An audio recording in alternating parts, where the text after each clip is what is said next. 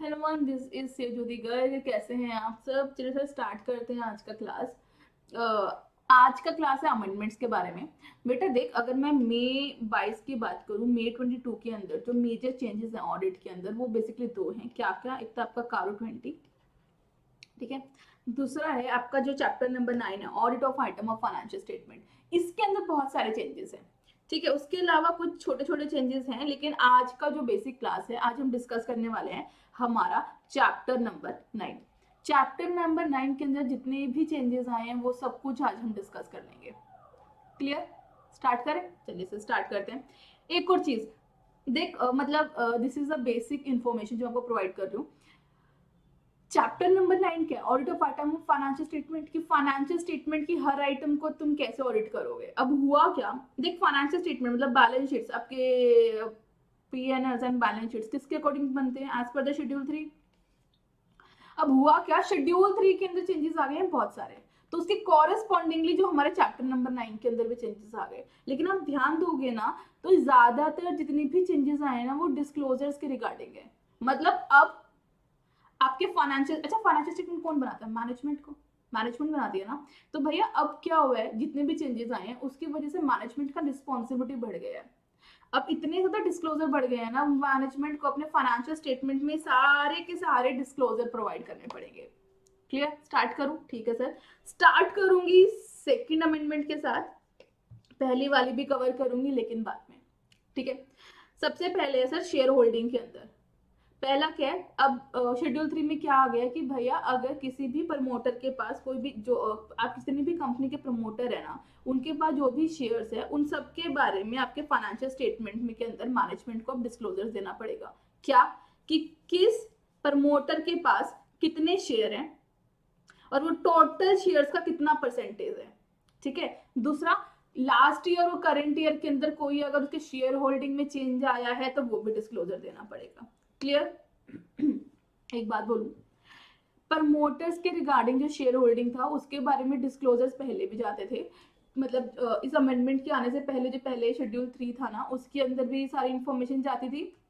But पहले पता है क्या था, पहले लिखा हुआ था कि जिस प्रमोटर के पास 5% से ज्यादा शेयर होल्डिंग है ना उसके बारे में डिस्क्लोजर दो। अब वो 5% हटा दिया। अब प्रमोटर के पास अगर 1% भी होल्डिंग है तो इसके बारे में भी आपको डिस्क्लोजर देना पड़ेगा। क्लियर? ठीक है सर। नेक्स्ट है लोन्स एंड एडवांसेस के बारे में, ठीक है। अगर ड्यूरिंग द ईयर कंपनी ने अपने डायरेक्टर को, प्रमोटर को, केएमपी को या रिलेटेड पार्टी को कोई भी लोन एडवांस या लोन एडवांस दिए हैं, ठीक है। खाली बात यहाँ खत्म नहीं हो रही, लोन एडवांस दे दिए चलो कोई बात नहीं, लेकिन ये स्पेसिफाई उनके रीपेमेंट का कुछ स्पेसिफिकेशन नहीं है कि भैया कैसे रीपेमेंट होगा, कब होगा, इसके बारे में कुछ डिसाइड नहीं किया। या खाली ये बोला वैसे रीपेमेंट ऑफ द डिमांड कि भाई जब कंपनी डिमांड करेगी तब रीपेमेंट करना। भैया कंपनी तो 50 साल तक बिना डिमांड करे, राइट। अगर ऐसा केस है, कंपनी ने अपने डायरेक्टर, प्रमोटर, शेयर अपने रिलेटेड पार्टी या केएमपी को लोन एडवांसेस दे रखे हैं विदाउट स्पेसिफाई कि इसका रीपेमेंट कैसे होगा, या फिर ये बोला और रीपेमेंट ऑफ द डिमांड, अगर ऐसा केस है तो सर ये बात अब कंपनी को अपने फाइनेंशियल स्टेटमेंट्स के अंदर डिस्क्लोज करनी पड़ेगी। क्या डिस्क्लोज करना पड़ेगा? कि भैया इस ऐसी पार्टीज को कितने लोन दिए हुए हैं, आउटस्टैंडिंग लोन, ठीक है। दूसरा, वो जो टोटल लोन है, मतलब अगर कंपनी ने टोटल जितने भी लोन है उसमें से कितना परसेंटेज ऐसा लोन है जो इन लोगों को दे रखा है। क्लियर? बात समझ में आई? ठीक है सर। नेक्स्ट है डिफॉल्टर, विलफुल डिफॉल्टर। देख बेटा देख, इसे पहले वाले में हमने डिस्कस किया था जहां पे कंपनी ने लोन दे रखा है। अब जो केस हम डिस्कस करने वाले हैं वो कौन से डिस्क्लोजर्स के बारे में, जहां कंपनी ने लोन ले रखा है, ठीक है। अगर ड्यूरिंग द ईयर आपकी कंपनी को किसी बैंक ने, फाइनेंशियल इंस्टीट्यूशन या लेंडर ने विलफुल डिफॉल्टर डिक्लेयर कर दिया, ठीक है, अगर ऐसा कोई केस है तो कंपनी को अब ये बात अपने फाइनेंशियल स्टेटमेंट के अंदर डिस्क्लोजर्स देने पड़ेंगे। उसको बताना पड़ेगा किस डेट पे उसको डिफॉल्टर डिक्लेयर किया गया, पहली चीज। दूसरा, जो उसने डिफॉल्ट किया था किस नेचर का था और किस अमाउंट का था। क्लियर? बेटा एक बात बोलूं, मेरे अकॉर्डिंग जैसे ही आपने ये लाइन सुनी होगी, जैसे ही आपने ये वाला अमेंडमेंट के बारे में सुना होगा, इस डिस्क्लोजर के बारे में सुना होगा, आई एम डैम श्योर आप इतने इंटेलिजेंट है कि आपके दिमाग में कारो तो आया ही होगा। क्योंकि कारो 2020 के अंदर भी ना ऐसे डिस्क्लोजर की बात हो रही है जहां पे कौन कारो के अंदर डिस्क्लोजर कौन देता है? ऑडिटर, ठीक है। जहां हमें ऐसे डिस्क्लोजर देने हैं अगर हमारी कंपनी विलफुल डिफॉल्ट डिक्लेयर हो जाती है। वैसे एक बात बोलूं, तुम जो चेंजेस पढ़ोगे ना, तुम रियलाइज करोगे कि भैया कारो 2020 के अंदर भी जितने भी चेंजेस है ना, मतलब 16 और 20 में जो बेसिक चेंजेस है भाई, इन वो ही सारे point, almost same point in लोगों ने शेड्यूल 3 में भी डाल दिए।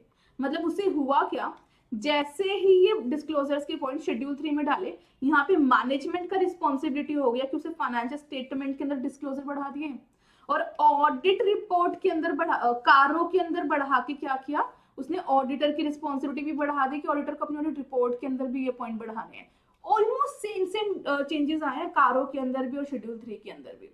अब दोनों की रिस्पॉन्सिबिलिटी है, मैनेजमेंट की भी ऑडिटर की भी है, भैया सब डिस्क्लोज करो, प्रॉपर ट्रांसपेरेंसी रखो अपने यूजर्स के बीच में, ठीक है। नेक्स्ट पॉइंट, कंपनी ने जिस पर्पस के लिए लोन लिया था अगर उस पर्पस के लिए यूज नहीं कर रहे तो ये बात भी कंपनी को अपना फाइनेंशियल स्टेटमेंट के अंदर डिस्क्लोजर देनी पड़ेगी। सर कुछ ऐसा ही डिस्क्लोजर आपके कारों में भी जाता है, ठीक है, बात समझ में आई। नेक्स्ट है sir utilization of the fund, ठीक है, खाली लोन एडवांसेस नहीं, यहाँ पे सिक्योरिटी प्रीमियम इन्वेस्टमेंट सब कुछ आ जाता है, ठीक है। इसमें दो केसेस हैं। पहला केस, सर आप हम बात करें कंपनी ए की, मान लो कंपनी ए ने कंपनी बी को पैसे दिए, कंपनी बी को मतलब किसी एंटिटी को या किसी पर्सन को पैसे दिए, लोन एडवांस कुछ भी हो सकता है, एंड बी ने वही पैसे सी के अंदर इन्वेस्ट कर दिए। सर ए ने बी को पैसे दिए और वही पैसे बी ने सी के अंदर इन्वेस्ट कर दिए on the behalf of the ए। अगर ऐसा कोई केस है, पहला केस फर्स्ट केस है, तो अगर ऐसा कोई केस है तो सर ए कंपनी को अपने फाइनेंशियल स्टेटमेंट के अंदर डिस्क्लोजर देना पड़ेगा कि भैया कितने रुपए कब उसने बी को दिए, साथ में बी ने कब कितने रुपए सी के अंदर इन्वेस्ट किए। दूसरा, किसी कंपनीज एक्ट, पामेला एक्ट, इन सब के साथ कोई नॉन कंप्लायंस तो नहीं है ये सब करते हुए, क्लियर। दूसरा केस क्या है, पहला केस था जहां पे बी ने इन्वेस्ट किए, सॉरी ए ने बी को दिए और बी ने सी को दिए। सेकंड केस में क्या है सर, ए रिसीव कर रहा है किससे, बी से, ठीक है, और उसके बाद उसको सी में इन्वेस्ट कर रहा है on the behalf of the B. बात समझ पाए। अगर कंपनी ने किसी और पर्सन या एंटिटी को पैसे दिए और उस पर्सन और एंटिटी ने ए के बिहाफ पे सी कंपनी के अंदर इन्वेस्ट कर दिए, तो भी ए कंपनी को अपने फाइनेंशियल स्टेटमेंट के अंदर डिस्क्लोजर देने पड़ेंगे कि भैया कितने रुपए उसने बी को दिए हैं और कितने रुपए बी ने सी को दिए हैं। इसके अंदर आपका गारंटी और सिक्योरिटी ये सब भी आता है। अगर बी ने ए के बिहाफ पे गारंटी या सिक्योरिटी भी दी है ना, तो वो भी यहाँ पे उसके बारे में भी डिस्क्लोजर देना पड़ेगा, क्लियर। दूसरा केस है जहां पे अगर ए कंपनी रिसीव कर रही है बी कंपनी से और उसके बाद उन पैसों को सी के अंदर इन्वेस्ट कर रही है, सी को लोन एडवांसेस दे रही है, इन्वेस्टमेंट दे रही है या फिर गारंटी या सिक्योरिटी दे रही है on the behalf of the B. अगर ऐसा केस है तो ए कंपनी को तब भी अपने फाइनेंशियल स्टेटमेंट के अंदर सेम ये वाले डिस्क्लोजर्स देने पड़ेंगे। बात समझ में आई, ठीक है सर। सर पता है ऐसा ही कोई चेंज ना कारों में तो नहीं आया, लेकिन लास्ट अटेम्प्ट में 143 सेक्शन 143 किस चीज के बारे में, ऑडिट रिपोर्ट के कंटेंट के बारे में, सेक्शन 143 सबसेक्शन 3 के क्लोज जे के अंदर ये चेंज आया था, जहां ऑडिटर को अपनी ऑडिट रिपोर्ट के अंदर लिखना है अगर ऐसा कोई केस आता है तो, क्लियर। बात समझ में आई, ठीक है सर।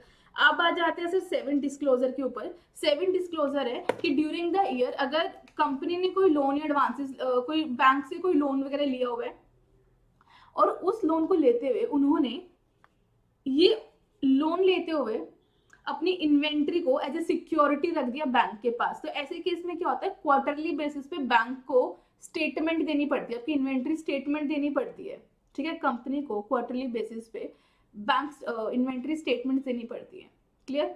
तो अब क्या है, अब कंपनी को अपने फाइनेंशियल स्टेटमेंट में अलग से डिस्क्लोज देना पड़ेगा कि भैया उसने जो क्वार्टरली बेसिस पे रिटर्न फाइल करी थी ना बैंक के पास, वो उसके बुक्स ऑफ अकाउंट से मैच कर रही थी।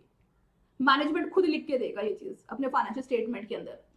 अगर नहीं कर रही थी तो यहाँ पे उसके रीजन प्रोवाइड करेगा कि क्यों उसके बुक्स ऑफ अकाउंट और क्वार्टरली बेसिस पे जो स्टेटमेंट गई थी बैंक के पास, उनमें मिसमैच क्यों था, और उसका रिकंसिलेशन बना के देगा। बेटा पता है जितने ज्यादा फ्रॉड हो रहे हैं ना, उन सबके चक्कर में ये वाला चेंजेस आया है, ठीक है। इवन कुछ ऐसा ही चेंज आपके कारों के अंदर भी आया है कि अगर इन स्टेटमेंट के अंदर मिसमैनेजमेंट है तो आपको अपनी कारों के अंदर रिपोर्टिंग करनी पड़ती है।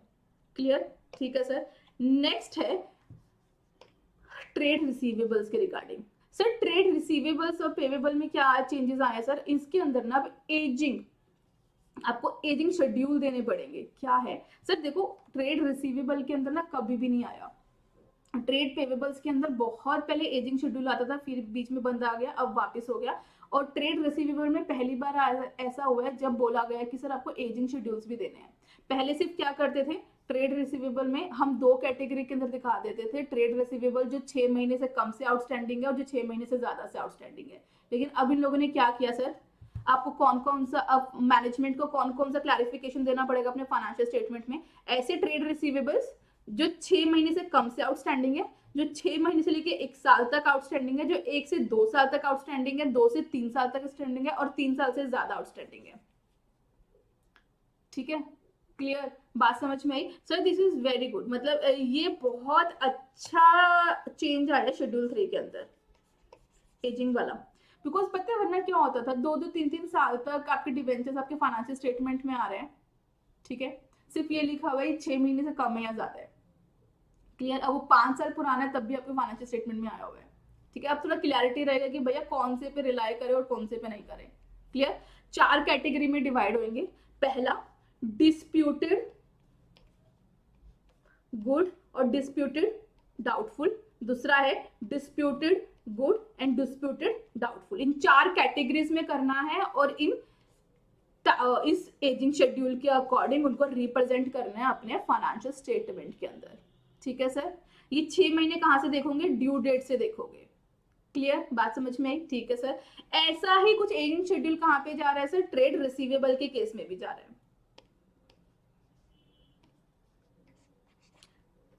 ट्रेड रिसीवेबल के केस में भी जा रहा है, बस डिफरेंस क्या है, यहाँ पे लेस देन 6 मंथ से स्टार्ट हो रहा था, ये लेस देन 1 ईयर से स्टार्ट हो रहा है। मतलब लेस देन 1 ईयर, फिर आएगा 1 to 2 ईयर, फिर 2 to 3 एंड फिर मोर देन 3।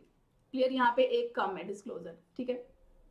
दूसरी चीज, यहाँ पे भी 4 कैटेगरीज में सारे डिवाइड हो जाएंगे। कौन कौन सी कैटेगरीज में, एमएसएमई, दूसरा डिस्प्यूटेड एमएसएमई, उसके अलावा एमएसएमई से जो बाकी जो बचे हुए हैं अदर्स, और डिस्प्यूटेड अदर्स, वो 4 कैटेगरी में यहाँ पे डिवाइड हो जाएंगे आपके ट्रेड पेवेबल्स। बात समझ में आई। अब क्या हो गया है सर, ट्रेड रिसीवेबल्स और ट्रेड पेवेबल्स दोनों के अंदर एजिंग शेड्यूल्स देने पड़ेंगे, कहाँ को, मैनेजमेंट को अपने फाइनेंशियल स्टेटमेंट्स के अंदर। क्लियर, बात समझ में आई, ठीक है सर।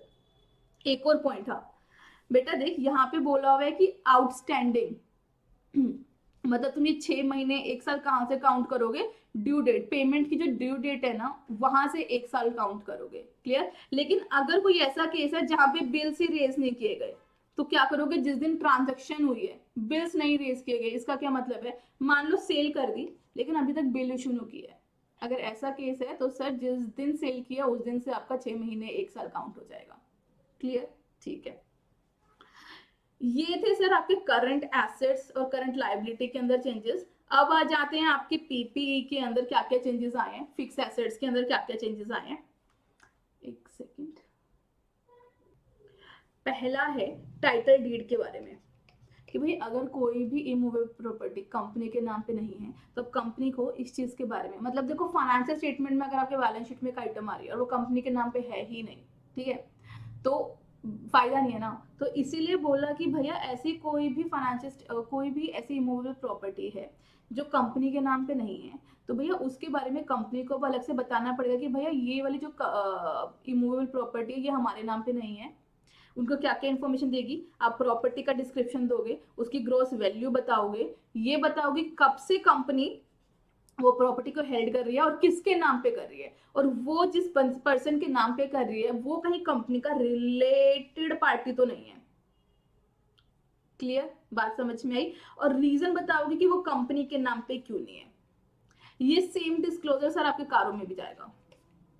दूसरा है रिवैल्यूएशन, अगर कंपनी ने ड्यूरिंग द ईयर रिवैल्यूएशन करवाया है तो उसे बताना पड़ेगा कि भैया उसने जो रिवैल्यूएशन करवाया है वो रजिस्टर्ड वैल्यूअर से करवाया है कि नहीं करवाया, पहली चीज। दूसरी चीज, सर अगर रिवैल्यूएशन की वजह से एसेट्स का अमाउंट 10% से कम या ज्यादा, मतलब कोई भी चेंज 10% से बढ़ गया या 10% से कम हो गया, मतलब कोई भी चेंज जो वैल्यूएशन में 10% या उससे ज्यादा हो, तो उसके बारे में अलग से डिस्क्लोजर देना पड़ेगा।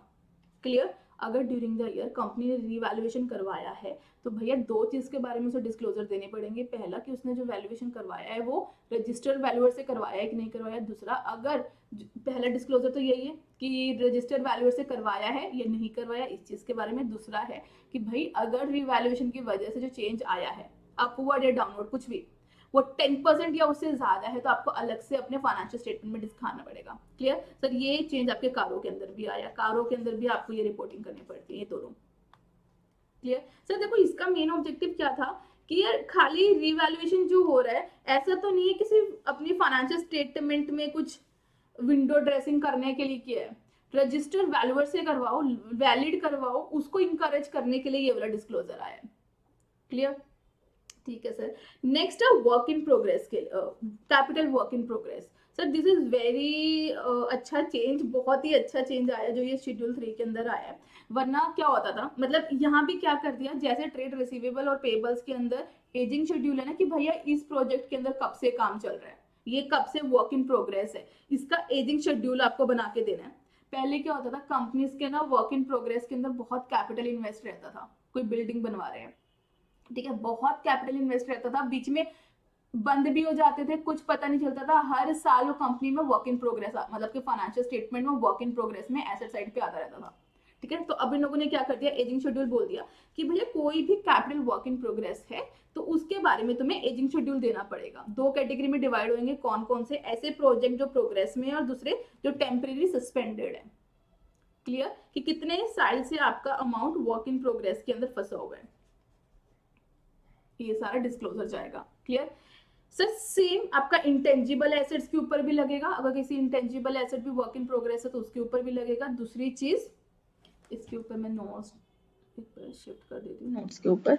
दूसरा ये है कि बहुत बार क्या होता है, अगर किसी प्रोजेक्ट के ऊपर स्पेसिफिक टाइम से ज्यादा टाइम लग गया, मतलब ये था कि ये वाला कॉन्ट्रैक्ट 2 साल में पूरा हो जाएगा लेकिन 3 साल में भी पूरा नहीं हुआ, तब भी आपको ये डिस्क्लोजर देने पड़ेंगे अलग से। सर ये वाला डिस्क्लोजर तो जाएगा ही, project in progress and project in temporary suspended वाला। तो इसके अलावा अगर कोई प्रोजेक्ट ओवरड्यू हो जाए अमाउंट से या फिर पीरियड से, मतलब 2 साल में पूरा होना चाहिए था, 3 साल हो गए अभी तक पूरा नहीं हुआ, या फिर 2 लाख रुपए का बजट था 4 लाख हो गया, ठीक है, ऐसा कुछ भी टाइम से ओवरड्यू हो जाए या अमाउंट से ओवरड्यू हो जाए तो उसके बारे में भी अलग से एजिंग शेड्यूल देना पड़ेगा, लाइक प्रोजेक्ट 1 एंड प्रोजेक्ट 2 करके।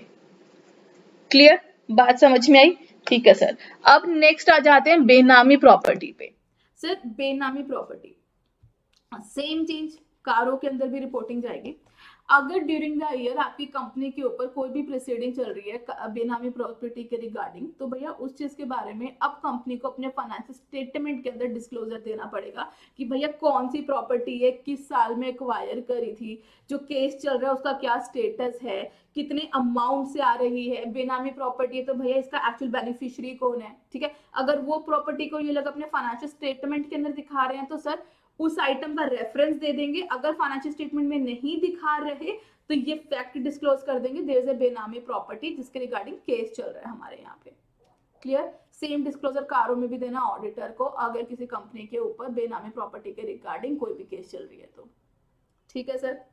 नेक्स्ट है स्टक ऑफ कंपनी के ऊपर, मतलब आपकी कंपनी का कोई ट्रांजैक्शन या कुछ भी इन्वेस्टमेंट हो सकता है, सेल्स परचेज कोई भी ट्रांजैक्शन हो सकती है। एक सेकंड जरा, अगर कंपनी का किसी भी ऐसी कंपनी के साथ कोई ट्रांजैक्शन था जो इस साल स्टक ऑफ हो गई, मतलब कंपनी ने खुद स्ट्राइक ऑफ करवा लिया या फिर आरओसी ने उसको स्ट्राइक ऑफ कर दिया, कोई भी केस है, तो ऐसी किसी कंपनी के साथ कोई भी ट्रांजैक्शन थी तो कंपनी को इस चीज के बारे में भी डिस्क्लोजर देना पड़ेगा अपने फाइनेंशियल स्टेटमेंट के अंदर। क्या क्या देना पड़ेगा सर?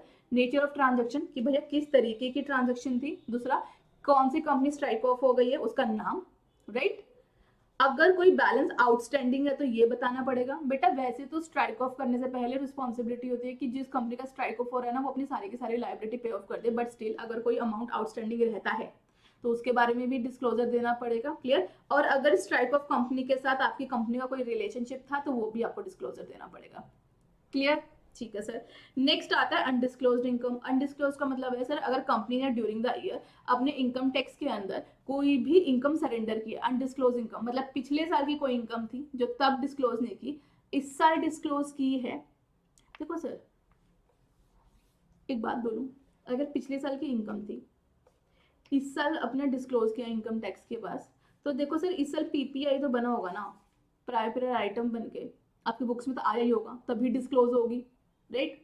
लेकिन अब शेड्यूल 3 क्या बोलता है, खाली पीपीआई नहीं, अगर ऐसा कोई केस है जहां पे आपने अनडिस्क्लोज इनकम जो पहले डिस्क्लोज नहीं थी इस साल डिस्क्लोज करी आपने इनकम टैक्स एक्ट को, तो ये देखो पीपीआई तो बनेगा ही, this is the natural accounting entry. ठीक है, लेकिन अब आपको ना ये चीज अपने बुक्स के अंदर डिस्क्लोज भी करनी पड़ेगी कि भैया आपने अनडिस्क्लोज इनकम को इस साल डिस्क्लोज किया, जिसको पीपीआई बना के आपके फाइनेंशियल स्टेटमेंट के अंदर आपने दिखाया है। मतलब आपको प्रॉपर डिस्क्लोजर देना पड़ेगा कि यहाँ पे जो पीपीआई मैंने बनाया है वो अनडिस्क्लोज्ड इनकम का था, जो इस साल का था, जो मैंने इस साल डिस्क्लोज करी है, और ये आपके बुक ऑफ अकाउंट से मैच कर रही है कि आपने पीपीआई का प्रॉपरली डिस्क्लोजर दिया है। इस चीज के बारे में एक्नॉलेजमेंट भी देना पड़ेगा अपने फाइनेंशियल स्टेटमेंट्स के अंदर। क्लियर? बात समझ में आई? मतलब शेड्यूल 3 बोल रहा है भाई पीपीआई तो बनाता है वो तो नेचुरल है, लेकिन अब अलग से लिख भी कि हाँ मैंने पीपीआई बनाया है। क्लियर? सर ये चीज ना कारों के अंदर भी आया है, हमें कारों के अंदर भी अगर ऐसा कोई केस है तो अपना रिपोर्टिंग देना पड़ता है। चलो नेक्स्ट आ रहा था सीएसआर। सीएसआर के रिगार्डिंग क्या क्या डिस्क्लोज डिस्क्लोजर जाएगा सर।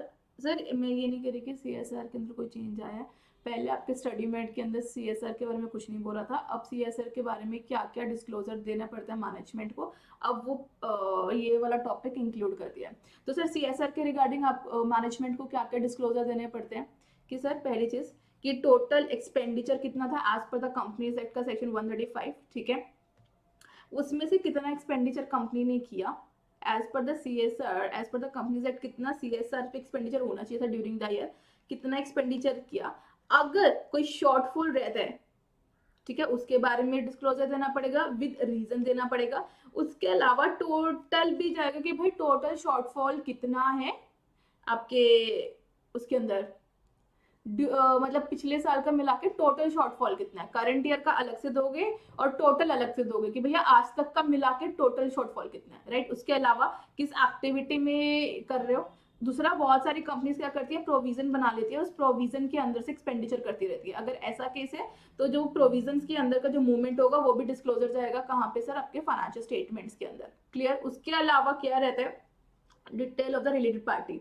सर मान लो आपका कंपनी सीएसआर का जो एक्सपेंडिचर है वो किसी ट्रस्ट के अंदर कर रही है और वो ट्रस्ट किसकी है सर, आपकी कंपनी की है, तो अगर ऐसा कोई रिलेटेड पार्टी है जिसके थ्रू सीएसआर का एक्सपेंडिचर हो रहा है तो सर उसके बारे में भी डिस्क्लोजर देना पड़ेगा। प्रॉब्लम नहीं है कि ऐसी ट्रस्ट से सीएसआर नहीं हो सकता, बस ये है ऐसी ट्रस्ट से जो कंपनी के रिलेटेड है, अगर ऐसा कुछ है तो उसका डिस्क्लोजर देना पड़ेगा। क्लियर? ठीक है सर। नेक्स्ट है, देखो ये 11 एक्स्ट्रा रेशोज आ गए हैं जो मैनेजमेंट को अपने फाइनेंशियल स्टेटमेंट के अंदर देने पड़ेंगे, पहले नहीं थे। अब सर आप देखोगे ना ये सारे रेशो ऐसे कि भैया ये 11 रेशो जिसने पढ़ लिए, जिसने देख लिए, उसको पूरी की पूरी फाइनेंशियल पोजीशन पता चल जाएगी कंपनी की क्या चल रही है। तो अब कंपनी को अपने ये 11 रेशोज भी डिस्क्लोजर देने पड़ेंगे। उसके अलावा सर अगर लास्ट ईयर से इन रेशोज में 25% से ज्यादा का चेंज आ गया, कम या ज्यादा, ठीक है, पॉजिटिव या नेगेटिव कुछ भी, 25% से ज्यादा का आ गया तो सर उसके बारे में रीजन भी देने पड़ेंगे कि इतना चेंज क्यों आया। क्लियर? बात समझ में? दीज आर द 11 रेशोज जो अब फाइनेंशियल स्टेटमेंट में जाएंगे, पहले शेड्यूल 3 में ऐसा कुछ नहीं लिखा हुआ था, अब इंक्लूड किया है। क्लियर? नेक्स्ट सर ये क्रिप्टो करेंसी और वर्चुअल करेंसी की बात कर रहे हैं, नया नया टॉपिक है, this is very important. Important as in मतलब ये होता है ना आजकल चल रहा है, बहुत ट्रेंडिंग टॉपिक है, तो पेपर में भी आ जाए तो कोई बड़ी बात नहीं है। ठीक है, क्रिप्टो करेंसी इन लोगों ने इंक्लूड कर दिया, वर्चुअल करेंसी इन लोगों ने इंक्लूड कर दिया। अगर आपका कंपनी वर्चुअल करेंसी के अंदर काम करता है तो उसके बारे में भी डिस्क्लोजर जाएगा कि भैया प्रॉफिट एंड लॉस कितना हुआ during the year, balance sheet date पे आउटस्टैंडिंग अमाउंट कितना है, मतलब कितना वर्चुअल करेंसी वो लोग हेल्ड करके रखा हुआ है। तीसरा, अगर virtual currency crypto currency in सब में ट्रेडिंग करने के लिए किसी से कोई डिपॉजिट या एडवांसेस लिए हैं तो उस चीज के बारे में भी डिस्क्लोजर देना पड़ेगा। क्लियर। लास्ट है राउंड ऑफ मैंडेटरी। सर पहले शेड्यूल 3 के अंदर राउंड ऑफ मैंडेटरी नहीं था, सजेस्टेड था कि राउंड ऑफ कर सकते हैं, अब इन लोगों ने मैंडेटरी कर दिया, ऑल्दो लिमिट भी दी है कि भैया कैसे राउंड ऑफ करना है। एक और चीज यहाँ पे ना ये लिख लो, टोटल इनकम। टोटल इनकम अगर 100 करोड़ से कम है तो आपका राउंड ऑफ 100 रुपीज से स्टार्ट हो सकता है, 100 से 1000 से लाख से। लेकिन अगर आपका टोटल इनकम, आपकी कंपनी का टोटल इनकम सर 100 करोड़ या उससे ज्यादा, तो आपका राउंड ऑफ कहां से स्टार्ट होगा सर? लाख से। क्लियर, बात समझ में आई?